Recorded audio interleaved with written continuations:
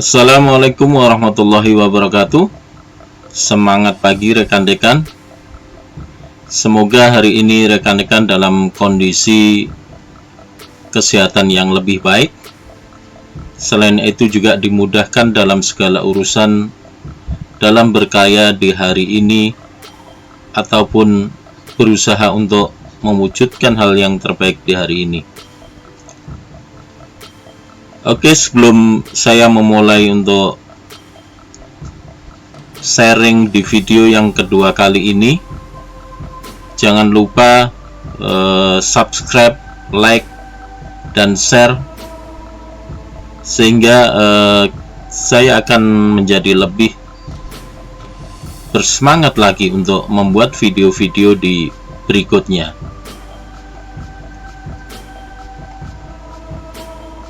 Dalam video kali ini, saya ingin mencoba sharing bagaimana membuat konsep dalam hal pengelolaan maintenance atau maintenance management konsep.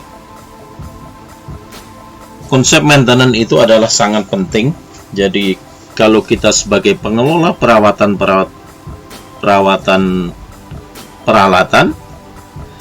tentunya kita tidak ingin hanya sekedar bekerja, jika rusak kita perbaikin, ya. Terus kita nggak punya perencanaan yang jelas, kita nggak punya tujuan yang jelas.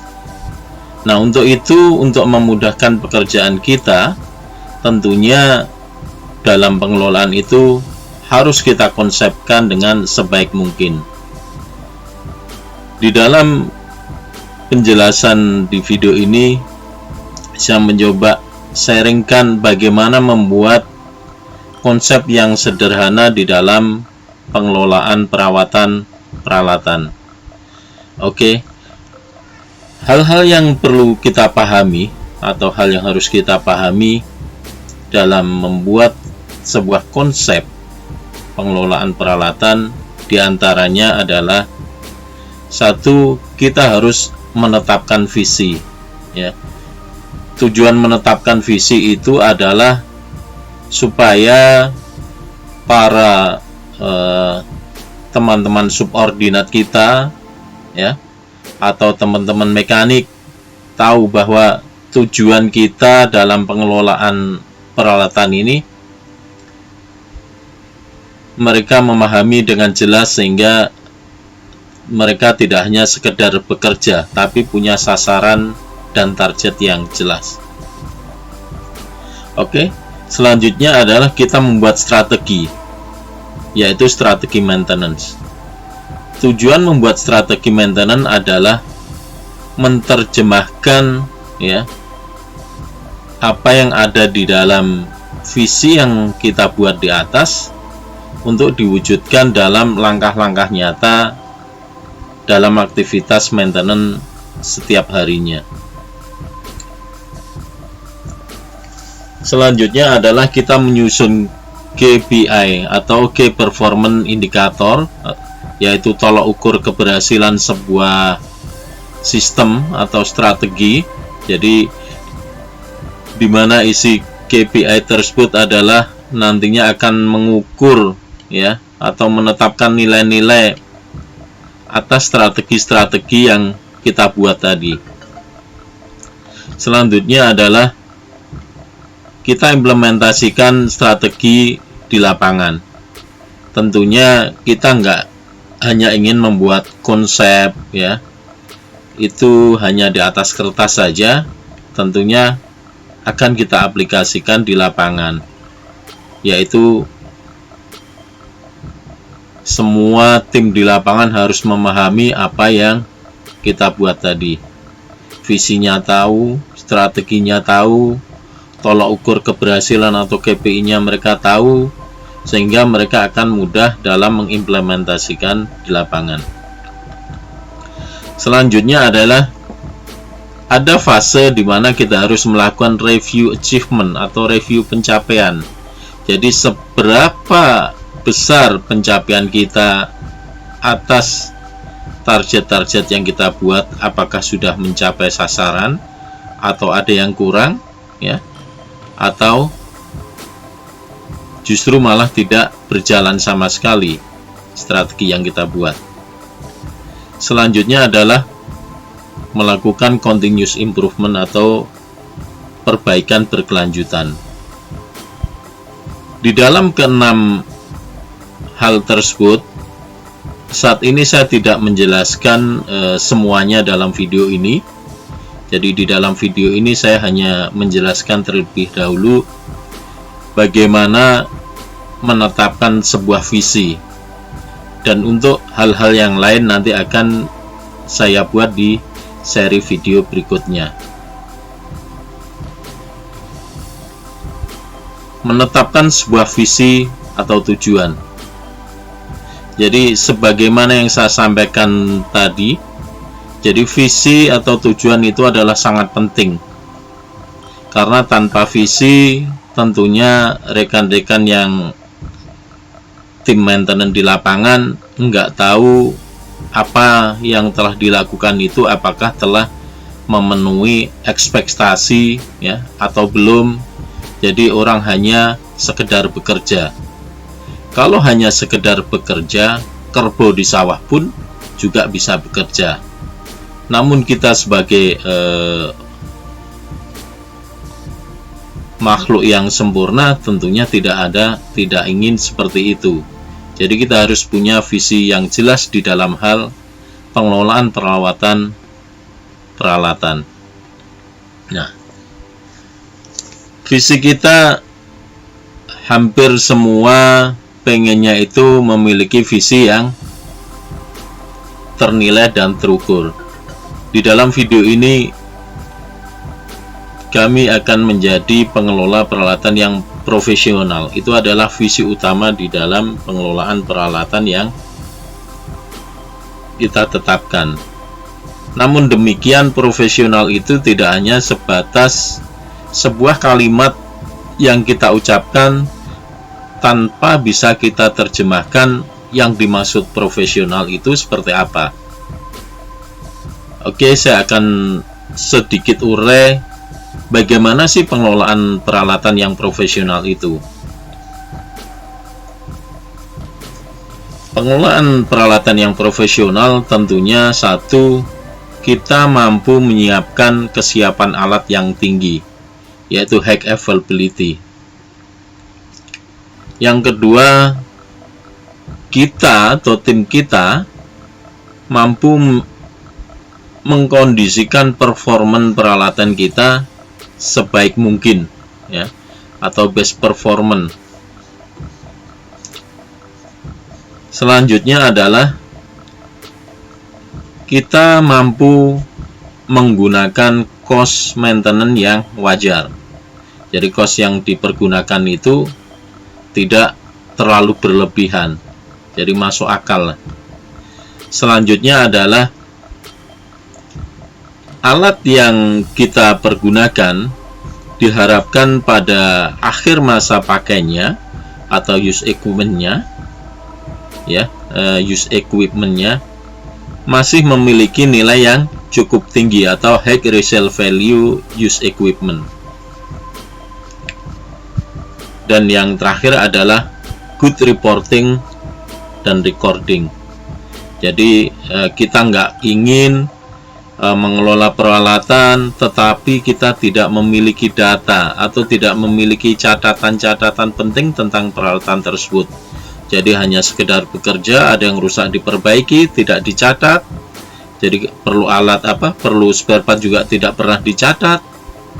Ada historical datanya tidak direkod, sehingga nggak punya data atau minim data.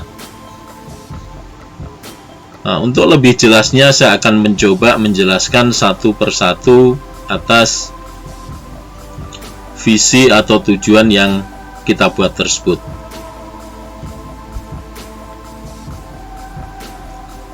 Availability. Jadi availability itu adalah sebuah rumusan yang bisa menggambarkan tentang kesiapan sebuah peralatan. Jadi biasanya availability itu adalah nilainya adalah menggunakan persen. Nah,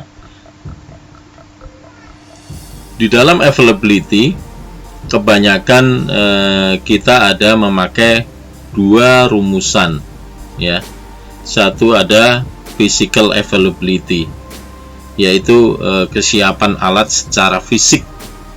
Nah, kalau rumusannya kita bisa lihat di situ adalah jam operasi ditambah dengan jam standby, ya, dibagi jam operasi ditambah jam standby ditambah downtime, ya, dikali 100%.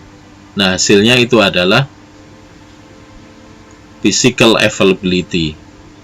Nah, jam operasi ditambah jam standby ditambah jam breakdown atau downtime itu sama dengan MOHH atau machine on hand hours. Jadi kalau di total ketiga item tersebut, jam operasi, jam standby ditambah downtime, itu sama dengan 24 jam kalau dalam sehari. Jadi MOHH itu 24 jam.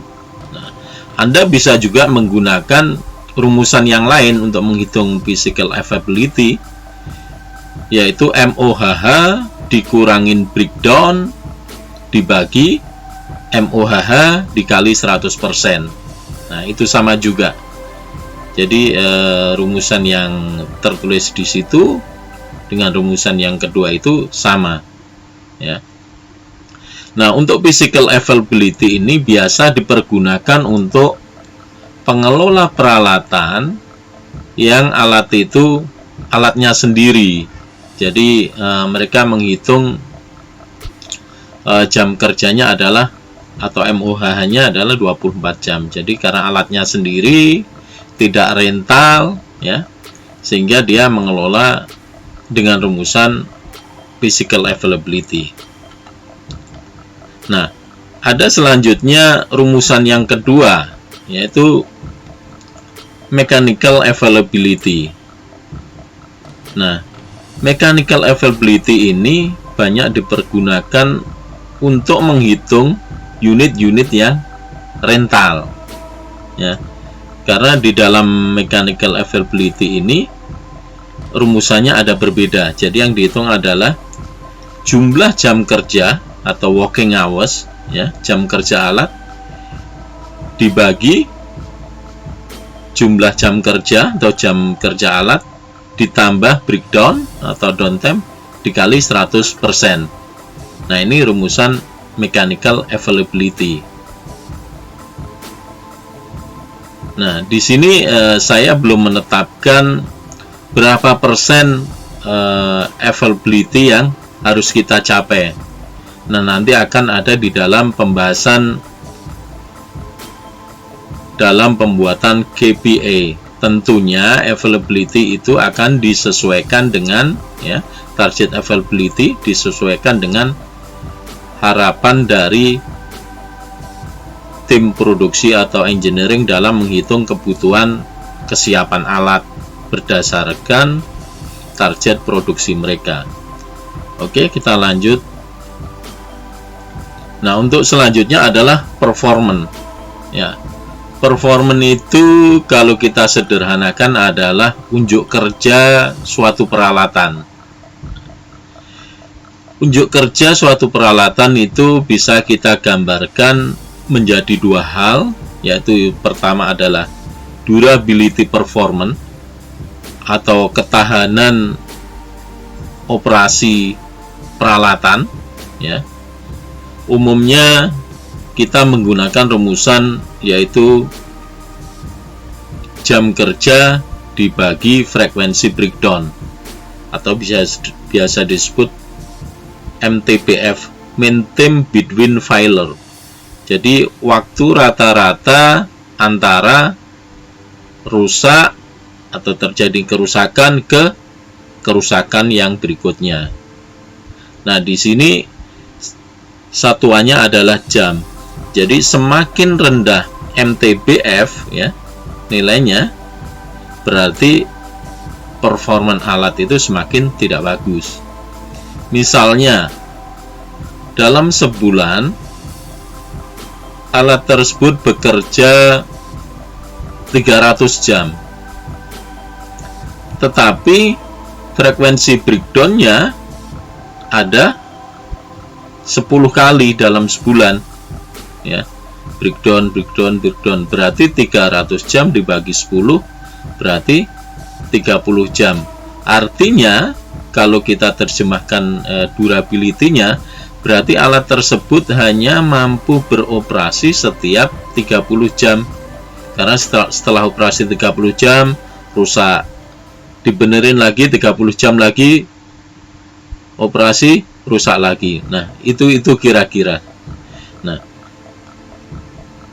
selanjutnya adalah performance berkaitan dengan tampilan fisik. Jadi dengan melihat tampilan fisik sebuah alat, meskipun kita belum menghitung MTBF-nya, setidaknya tampilan alat itu bisa menggambarkan performance dari durability-nya juga. Ya. Beberapa tampilan alat yang bisa kita lihat diantaranya adalah kebersihan atau kondisi alat. Jadi kita bisa melihat, kalau kita melihat sebuah peralatan ya, yang misalnya di situ banyak bocor-bocor, banyak kendor, kotor, atau mungkin banyak ya ketidakteraturan, kabel-kabelnya berantakan, hosnya tidak terpasang klem dengan baik, ya.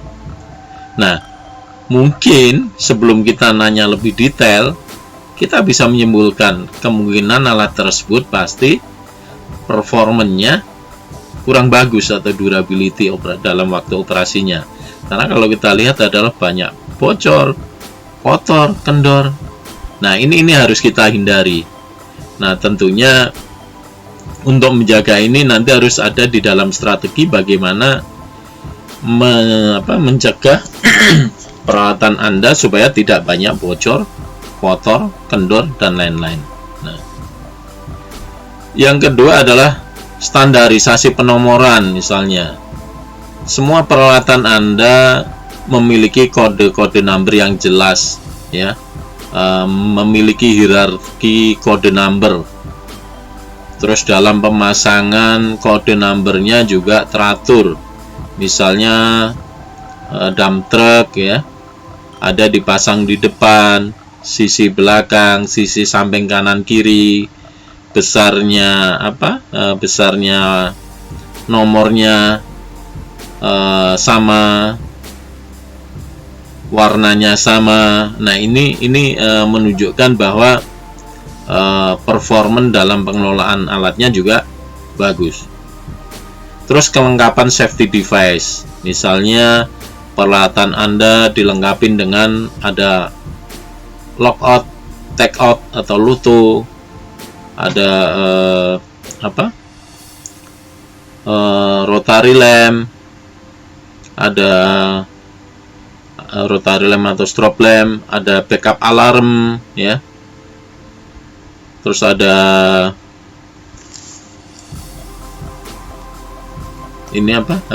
fire suppression dan lain-lainnya sesuai kebutuhan dan standar dari masing-masing alat tersebut. Nah, dengan melihat tampilan fisik ini tentunya ya, dengan tampilan yang baik, standar, ya pastilah performanya juga akan baik.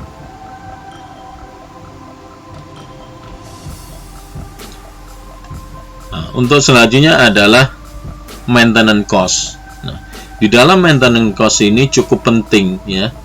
Cukup penting apa? Karena jadi jangan sampai kita mengelola peralatan cost-nya dengan cost yang sangat tinggi sehingga nantinya akan mengurangi profit dari perusahaan itu. Ada beberapa hal yang umumnya dipergunakan untuk menghitung sebuah cost. Di antaranya adalah satu, cost versus revenue. Jadi kira-kira berapa persen biaya yang dikeluarkan untuk maintenance, ya, dikonversikan dengan revenue atau pendapatan dari perusahaan atau company Anda. Jadi rumusannya adalah total cost maintenance dibagi total revenue dikali 100%. Sehingga kita tahu berapa sih cost maintenance kita. Oh, cost maintenance kita misalnya 8%, 10%, 12%, ya. Umumnya orang bermain di range di bawah 15%.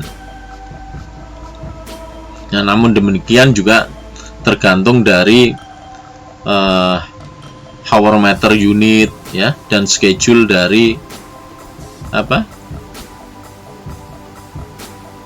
schedule yang masuk di dalam tahun tersebut, karena biasanya menghitung cost maintenance ini adalah per tahun, jadi atau bisa jadi per bulan tapi kalau kita buat per bulan, jadi sebelumnya udah dihitung per tahunnya, programnya apa, costnya berapa, sehingga akan ketahuan. Selanjutnya adalah plan cost versus aktual. Jadi setelah kita membuat rencana, jadi tentunya harus kita review nantinya. Nah, di dalam plan versus aktual cost maintenance ini adalah rumusannya adalah actual cost maintenance dibagi plan cost maintenance kali 100%. Jadi ini rumusannya. Dan yang ketiga adalah cost per hour. Jadi menghitung cost maintenance per jamnya, kira-kira berapa ya. Rumusan cost maintenance per hour adalah total cost maintenance dibagi total jam kerja alat. Nah, khusus untuk cost per hour ini jadi tidak bisa kita lakukan perhitungan untuk semua unit dijadiin satu, ya. Misalnya ada unit big machine, small machine, unit support, ya. Terus ancillary, jadi ancillary equipment itu kita nggak bisa jadiin satu. Jadi kalau mau menghitung cost per unit, yang paling mendekati adalah menghitung cost per unit, artinya tiap unit, jadi masing-masing unit bisa dihitung atau bisa berdasarkan masing-masing tipe unit. Karena kalau kita hitung secara keseluruhan, semua tipe dijadiin satu dan dihitung cost per unitnya, ini tidak bisa menggambarkan cost per unit yang sesuai. Selanjutnya adalah high resale value use equipment. Nah, ini sangat penting. Jadi unit-unit bekas pakai, harapannya adalah unit tersebut masih mempunyai nilai. Jadi ada nilai jualnya. Jangan sampai unit-unit use equipment tersebut hanya tinggal rangka, ya, atau hanya tinggal sisa-sisa puing yang kita jadikan besi tua. Nah, ini sangat disayangkan. Kembali ke atas tadi untuk performance alat, ya. Di performance alat dalam hal fisik ini nanti mempengaruhi terhadap use equipment. Jadi use equipment kita harapannya adalah lengkap. Jadi attachmentnya lengkap. Jangan sampai ada misalnya eksavator paketnya pecah, frame-nya pada retak dibiarkan. Nah, ini kita hindari, karena ini akan menjadikan nilai jual dari alat tersebut adalah rendah. Jadi kita pastikan bahwa untuk menyiapkan supaya use equipment ini memiliki nilai yang tinggi, tentunya kelengkapan alatnya harus kita jaga. Tampilan fisik alat harus kita jaga, ya. Alatnya yang bocor-bocor diminimalkan, kendor-kendor diminimalkan, disusun kembali. hose-hosnya, klem-klemnya, ya, kabel-kabelnya jangan sampai berhamburan berantakan, ya, karena ini mempengaruhi terhadap orang yang akan membeli use equipment misalnya.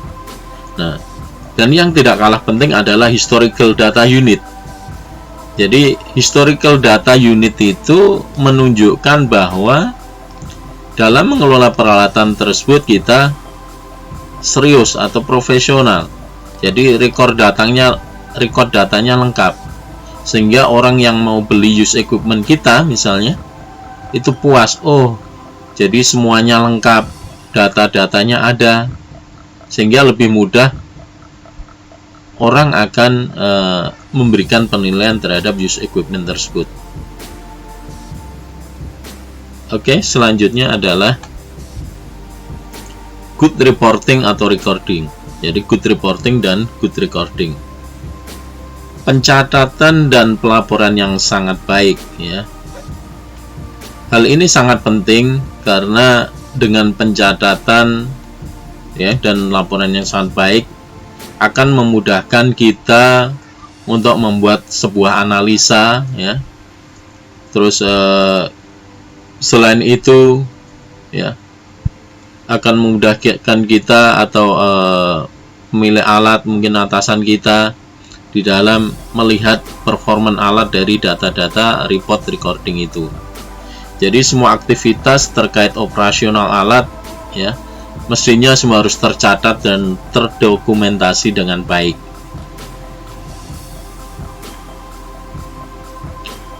Apa saja yang dicatat misalnya adalah historical maintenance dan repair.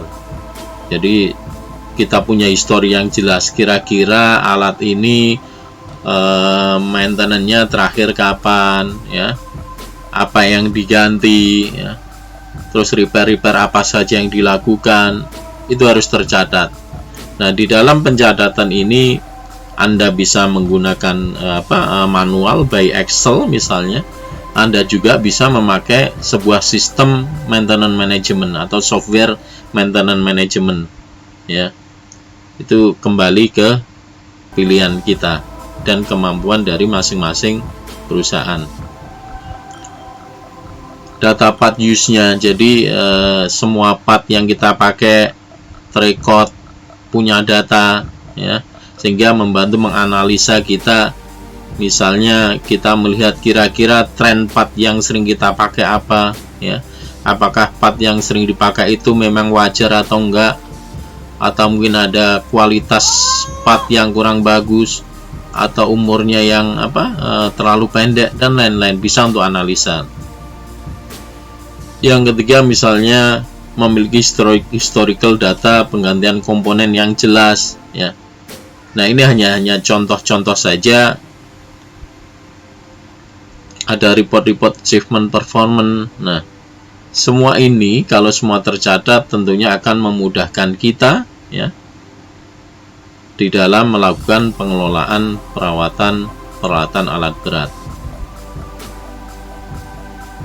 Oke, saya pikir cukup sekian untuk penjelasan di video kali ini, dan untuk selanjutnya saya akan sambung ke video berikutnya tentang pembuatan strategi maintenance. Nantikan di video berikutnya. Cukup sekian. Wassalamualaikum warahmatullahi wabarakatuh. Terima kasih buat rekan-rekan sekalian yang telah berkunjung di channel saya. Jangan lupa like, subscribe, share, dan kalau memang Anda mau komen, silahkan di komen. Terima kasih. Sampai lagi di video berikutnya.